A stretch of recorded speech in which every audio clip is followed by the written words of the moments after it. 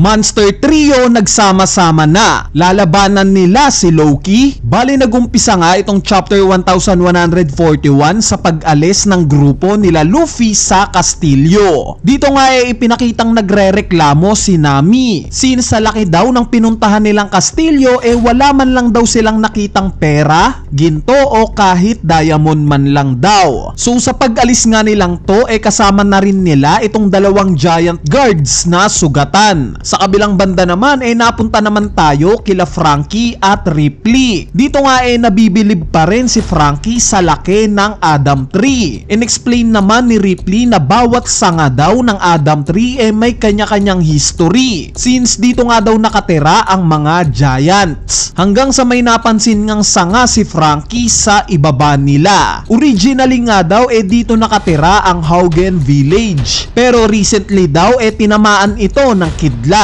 Kaya naman nasunog nga daw ito at eventually naputol na. At para hindi nga daw kumalat yung apoy ng sanga na to sa ibang village, hiniwalay daw nila ito. Nung marinig nga ito ni Franky na-realize niya na kahit itong Adam Tree daw na napaka-mighty, hindi pa rin pala immune sa Father Time. At yes, ito nga daw yung kahinaan ng Elbaf base kay Ripley, ang fire at lightning. So i-take note nyo nga itong comment ni Ripley dahil panigurado itong mga kalaban ngayong Elbaf arc na mga Holy Knights alam ang impormasyon na to. Kaya possible na magkakaroon ng sunog once na gumalaw na sila. Anyway, mapunta naman tayo sa nangyayaring kasiyahan sa Western Village. Dito nga nakita natin si Usopp na lasing na. Nung makita nga niya si Nami tinanong niya kung saan daw ba ito pumunta. Hindi nga rin daw niya makita sila Zoro at Luffy. Ang sinagot nga lang ni Nami baka naggagala lang daw ang mga ito. Hanggang sa biglangang nilapit ni Usopp si Nami kay Harul at pinakilala ito bilang navigator nila. At syempre humanga nga si Harul sa ganda ni Nami. Kaya naman napatanong nga si Usopp kung ganito daw ba yung tipong babae ni Harul. Ang sinagot nga lang ni Harul hindi daw. Since ang type daw niya matatandang babae. Nung marinig nga ito ni Usopp bigla siyang napatalon at hinampas itong si Harul. Sinabi nga niya na imposible daw ito. Since itong si Harul na nga daw ang pinakamatandang lalaki ngayon sa mundo. Kaya naman imposible nga daw na makahanap pa siya ng mas matanda kesa sa kanya. Nung marinig nga ito ni Harul gulat na gulat siya. Same as sa mga nakakita ng ginawa ni Usopp gulat na gulat rin sila. Since nire-respeto nga ng lahat itong si Harul. Kaya naman dinakot nga bigla ni Dory itong si Usopp at sinabing wag daw netong hahawakan yung espada sa ulo ni Harul. Napansin nga ni Nami na lasing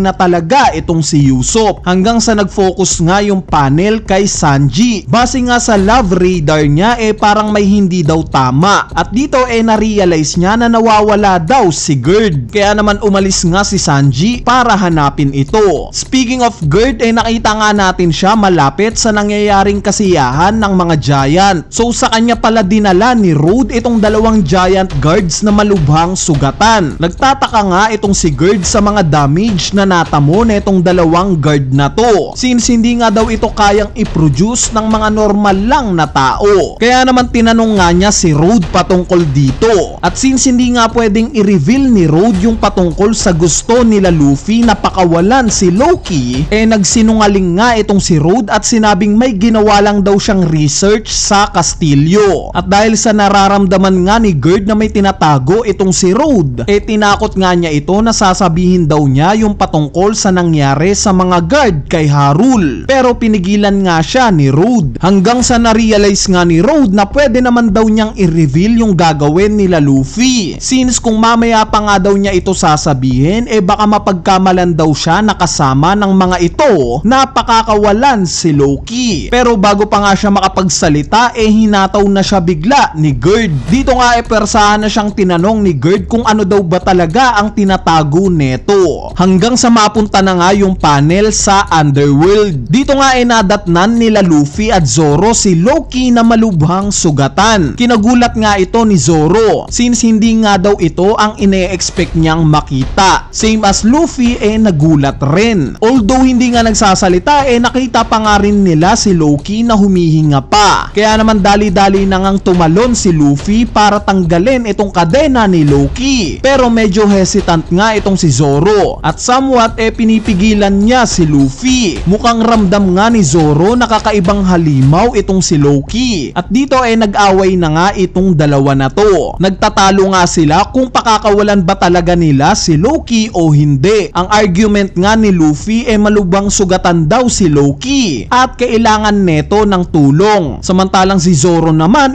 nag-aalala dahil hindi nga niya in-expect na kasing laki daw pala ni Ors itong si Loki. Meaning possible daw na malagay sa peligro ang buong Elbaf. Hanggang sa bigla na ngang sinipa ng malakas ni Zoro itong sugat ni Loki. At syempre ininda nga ito ni Loki. Chinecheck nga lang ni Zoro kung pinipeke lang ba o umaarte lang itong si Loki. Nung ma-realize nga ni Zoro na hindi at totoong nasa bingit na ng kamatayan itong si Loki, dito na nga siya nagpasya na tulungan si Luffy na pakawalan ito. Ang plano nga nila tanggalin lang itong posas ni Loki sa mga kamay. Iiwan nga daw muna nila yung posas neto sa paa para pumunta muna si Zoro sa mga giants at maghanap ng doktor. May iwan nga daw si Luffy. Kaya naman ito nga yung ginawa nila. Habang tinatanggalan na nga nila ng posas si Loki, biniro ni Zoro na kung sakali daw at magutom si Luffy, kainin lang daw neto yung mga karne malapit sa kanya. Which is ang tinutukoy nga ni Zoro itong mga kaibigang hayop ni Loki na mga patay na. Nung marinig nga ito ni Luffy, nagalit siya. Since naging kaibigan nga daw niya ang mga ito. At sa gitna nga ng pagtatalo nila, bigla na lang may nahulog mula sa itaas. Kumbaga similar sa entrance nila Luffy kasama ang impel down bodies niya sa Marineford War. Anyway, itong mga nahulog nga na to yung grupo ni Harudin. Yes guys, kumpleto nga itong New Giant Warrior Pirates. Bukod nga sa kanila nandito rin si Sanji. Pero kung inaakala nga natin na literal silang mahuhulog sa lupa, nagkakamali tayo. Dahil nag-step up nga si Luffy. Gamit nga itong Devil Fruit powers niya, ginawa niya yung sarili niya bilang napakalaking lobo. Kung saan dito nga bumagsak itong sila Harudin. At bago pa nga makapagpasalamat si Harudin, bigla rin silang tumalsik papalayo. Since nag-bounce nga lang sila sa katawan netong si Luffy. Later on nga nakapagpasalamat pa rin naman si Harudin. Kaso may bukol na nga lang siya. Bali in-explain nga ni Harudin kay Luffy kung bakit maling pakawalan si Loki. Dinescribe nga niya ito na masama at hindi mapagkakatiwalaan. Pero sa explanation nga na to ni Harudin, maya-maya